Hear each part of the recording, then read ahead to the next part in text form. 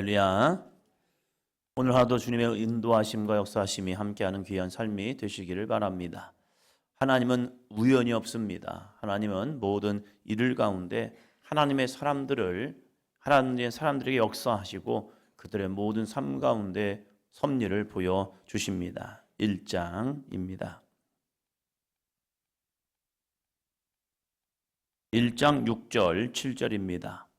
요셉과 그의 모든 형제와 그 시대의 사람은 다 죽었고 이스라엘 자손은 생육하고 불어나 번성하고 매우 강하여 온 땅에 가득하게 되었더라. 아멘. 창세기는 이제 하나님의 창조로 시작하여서 요셉의 죽음으로 끝이 납니다. 아브라함, 이삭, 야곱, 요셉 이들을 보면 하나님께 귀한 약속의 말씀을 붙들은 자들입니다. 그 하나님의 약속을 붙들었고 어쩌면 그들의 시대 속에서는요, 그 약속이 다 이루어지지 않았습니다. 어쩌면 시작입니다. 아브라함을 통하여 약속이 시작되었고 이삭을 통하여 조금 더 불어났고 야곱을 통하여 12자손이 되었고 요셉을 통하여 이들이 어떻게 이 아브라함 때에 주셨던 약속 너희는 이방의 객이 되어서 400년 동안 종살이하리라. 그런데 이 종살이가 그냥 종살이가 아니라 그들에게 하나님의 또 다른 약속이 있잖아요. 생육하고 번성하고 땅에 충만한 약속. 그래서 이 하나님의 약속이 어떻게 이루어지는가 시작을 합니다. 시작을 하면 끝이 있어야 합니다. 우리의 신앙도 마찬가지입니다. 우리의 신앙도 시작이 있으면 끝이 있습니다. 약속이 있으면 그 약속이 이루어질 때가 있다는 겁니다. 그런데 그 약속의 이루어짐은요, 나의 시간이 아닙니다. 하나님의 시간입니다. 그 하나님의 시간을 어떻게 우리가 할 것이냐. 그냥 가만히 있으면 하나님이 우리에게 그 시간 속에서 역사를 이루시느냐? 그럴 수 있어요. 그런데 중요한 게 있습니다. 그 약속이 더딜 수도 있고 그 약속이 빨리 될 수도 있습니다. 하나님의 약속은 유동적입니다. 누군가에게는 빨리 응답하시고 누군가에는 더디게 응답하십니다. 그럼 빨리 응답하는 사람은 누구일까? 그리고 더디게 응답하는 사람은 누구일까? 빨리 응답하는 사람을 보면요, 하나님의 약속을 믿고 믿음으로 나아가는 자. 늦게 응답하는 사람 누구입니까? 하나님의 약속은 받았음에도 불구하고 그 약속의 말씀을 행하지 않는 자입니다. 행하지 않는다고 하나님 역사하지 않느냐? 역사해요. 근데 중요한 게 있습니다. 자기 때에 이루어지느냐? 그 다음 세에 이루어지냐? 아니면 그 다음에 이루어지느냐?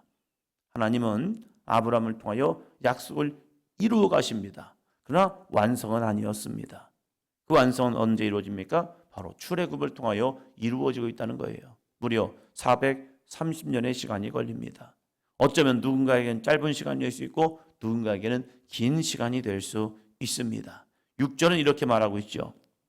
요셉과 그의 모든 형제와 그 시대의 사람은 다 죽었고 죽음으로 끝났느냐? 아닙니다. 하나님은 그 가운데서도 이 약속의 사람들이 죽었음에도 불구하고 하나님은 그 약속을 어떻게 이루십니까? 이스라엘 자손은 생육하고 불어나 번성하고. 할렐루야. 우리가 하나님의 약속의 말씀을 우리 가운데 심는다면 그 거룩한 말씀이 심겨지면 그 속에서 자라남과 열매 맺음은 있습니다. 우리가 어떠한 믿음으로 말씀을 심느냐. 그래서 성령이 임하시면요, 우리 노인들은, 너희 늙은이들은 꿈을 꾼다고 말합니다. 아니, 이 나이에 무슨 꿈을 꿉니까? 꾸어야 합니다. 우리 자녀를 향하여, 자손 세대를 향하여 하나님이 어떻게 이루실 것인가? 아브라함은 꿈을 꾸었습니다. 이삭도 꿈을 꾸었습니다. 야곱도 꿈을 꿉니다. 또한 요셉도 마지막 죽음을 맞이하면서 그런 귀한 꿈을 꿉니다. 이 형제들과 자손들에게 이 백성을 하나님이 돌보셔서 언젠가는 하나님이 그들을 가나안 땅, 약속의 땅으로 인도할 것이다. 그때 내 해골을 가지고 내 유골을 가지고 가나안 땅에 묻어달라. 그는 죽음으로 끝이 아니라 죽음 이후에도 하나님의 약속은 한번 더 합니다. 유효하다. 유효한 거예요. 내가 죽었기 때문에 하나님의 약속은 끝난 거야? 아니요. 하나님의 약속은 다음으로도 역사하고 있다는 사실이에요. 우리는 그렇기에 하나님의 약속의 말씀을 붙들고 꿈을 꾸는 겁니다. 하나님은 이스라엘 자손은 생육하고 불어나 번성하고 매우 강하여 온 땅에 가득하게 하셨습니다. 그러면 이제는 약속이 이루어졌으면 떠나야죠. 그 떠남 속에서 하나님은 누군가 필요했습니다. 어떠한 사람이요? 하나님의 말씀에 순종할 수 있는 사람이요. 그래서 하나님은 누구를 주목하십니까? 바로 아무 힘도 없고 아무런 능력도 없는 어린 아이요. 그 한 아이를 주목하셨습니다. 그리고 그를 물에서 건져냅니다. 2장 10절입니다. 2장 10절. 그 아기가 자라매 바로의 딸에게로 데려가니 그가 그의 아들이 되니라. 그가 그의 이름을 모세라 하여 이르되 이는 내가 그를 물에서 건져내었음이라 하였더라. 아멘. 모세, 이 아이가 물에서 건져남을 통하여서 그는 히브리인임에도 불구하고 애굽인으로 살아갑니다. 그의 혈통은 히브리인이지만 그의 삶은 애굽인으로서 살아갑니다. 이게 참 맞지 않아요. 속사람은 히브리인인데 겉사람은 애굽인. 그런 삶을 살아갈 때에 이 모세의 삶 속에서는 많은 혼란이 있었을 겁니다. 생김새가 다릅니다. 뭔가 달라요. 나와 내 가족이.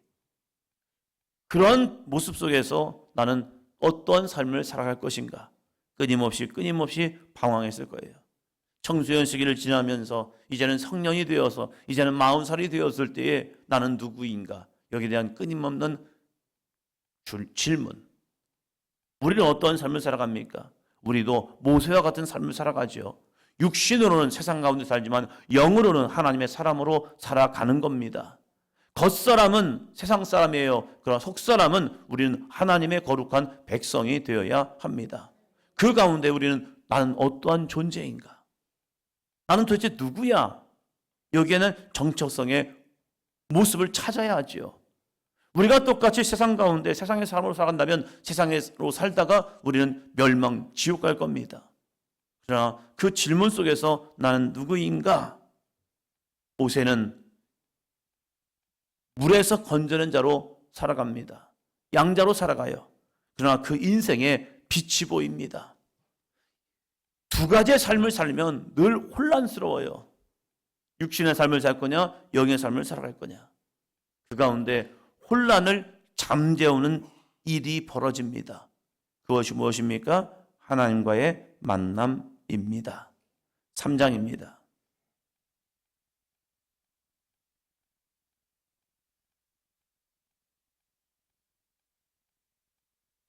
4절.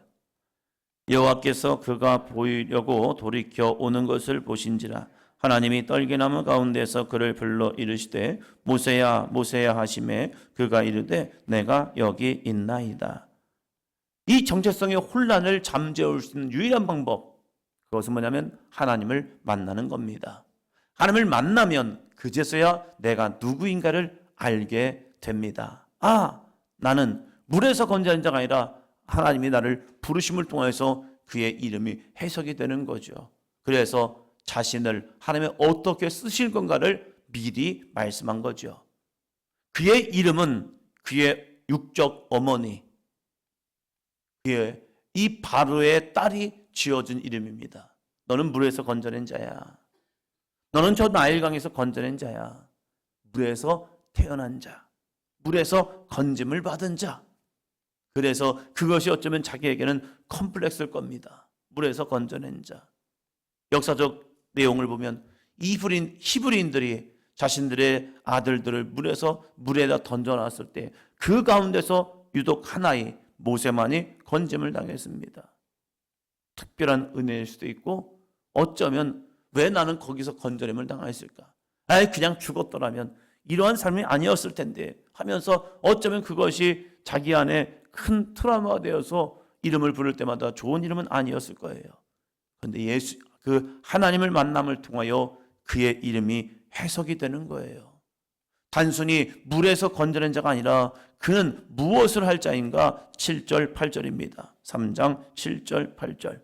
여호와께서 이르시되 내가 애굽에 있는 내 백성의 고통을 분명히 보고 그들이 그들의 감독자로 말미암아 부르짖음을 듣고 그 근심을 알고 내가 내려가서 그들을 애굽인의 손에서 건져내고 그들을 그 땅에서 인도하여 아름답고 광대한 땅 젖과 꿀이 흐르는 땅 곧 가나안 족속, 헷 족속, 아모리 족속, 브리스 족속, 히위 족속, 여부스 족속의 지방에 데려가려 하노라. 아멘.